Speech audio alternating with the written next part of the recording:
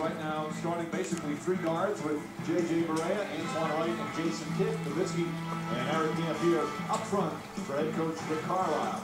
And for the Lakers, Trevor Ariza now in the starting lineup with Gasol, Kobe, Lamar Odom, of course, and Derek Fisher for head coach Phil Jackson.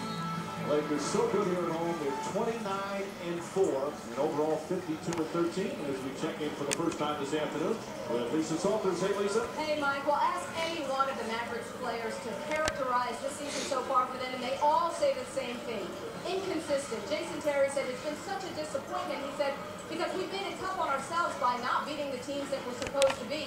But Jason Kidd said there is some good news, and that is every time someone writes us off, that's when we really start playing well. And Rick Carlisle echoed that sentiment, saying, I don't want to make excuses about why we've been so up and down, but we've played well recently, and the bottom line for us is we've got to build on that and move up in those standings. Mike? No, it's still 40-26. That's not a bad record. As a reminder, the Spanish language version of today's game presented by ESPN Deportes. Use the SAP button on your television as we set to go. But, Jeff, you look at this Dallas team, you are basically what your record is. That's what a lot of people like to say. In the next 16 games, can they gain any kind of momentum and get themselves where they can take a charge? Well, I think they can move up in the standings. You look how close they are right now, and I think it's overdone that they have not had a good year.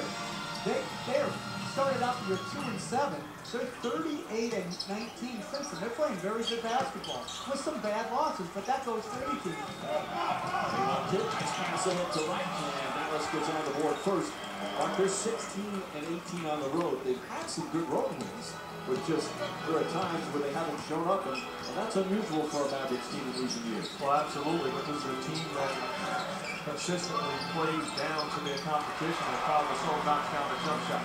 You can look and wind up being in the A spot a half a game or a game back. That's a game that you should have won, where they can be in a better position right now. Well, certainly nobody in the West wants to finish in that 8th spot if they're going to make the playoffs, because you have to face the Lakers in the first round, although they haven't pushed it yet, and they're such a wide margin.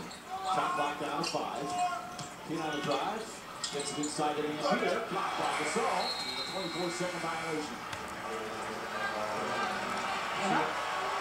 I'd really like to see them, if you're looking at Rick Carlisle, to go to Dampier early in the game to either punish Gasol, who was guarding Nowitzki early, or Odom. I think he is underutilized right now in the low post. Lakers, of course, still playing without Andrew Bynum, but they have played extremely well even without their big center. Odom drives on Nowitzki, gets inside, all good, gets it back again, stripped by Barea, but he holds on. Derek Fisher for 3, that's good.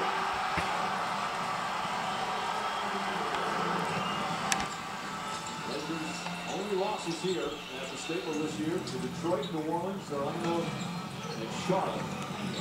They have been terrific here on their own floor. J.J. Barea for 3 points.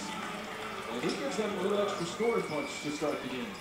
Well, he's a guy that can play pick-and-roll basketball and also get to the pick of your defense. They're looking for him to create some offense tonight for this Mavericks team. Lakers coming off 2 very strong wins in San Antonio and then in Houston. After that loss to Portland earlier this week, great pass over to the side, and just like that, Lakers back up by 2. That's outstanding ball movement. You see right away the Mavericks' idea to get the ball out of Kobe Bryant's hands early, double teaming. Lakers pick that apart. Nowitzki knocks it down at a style. Odom hit it with a chance for a 3-point play. Well, one thing you talked about, Coach, is not double teaming Kobe Bryant early on. Rick Carlisle and Mavs going against that rule, moving the ball.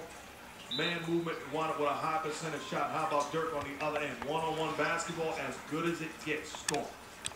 Nowitzki not only in the top 5 in scoring, but also 6th in the NBA in free throw shooting. We say it all the time. The guy is 7 feet 2, 90% from the line. Just incredible.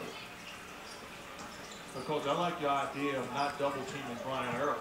Yeah, Kobe Bryant has such a good feel for the game that he wants to pass early so that everybody is more apt to stay at home late where he can go to work if Odom knocks in another jumper.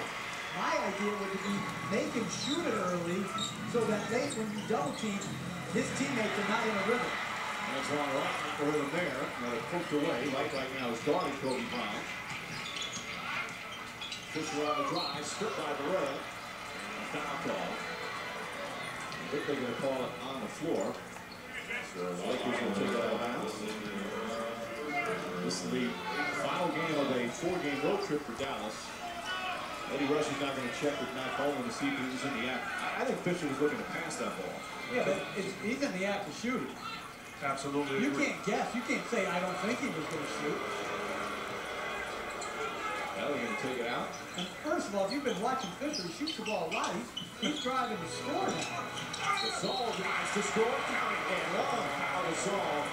Off to a strong start. He's 3 for 3 from the field. Well, its advantage on Dampier is the quickness factor. So he does a good job. He catches it off the post. He faces.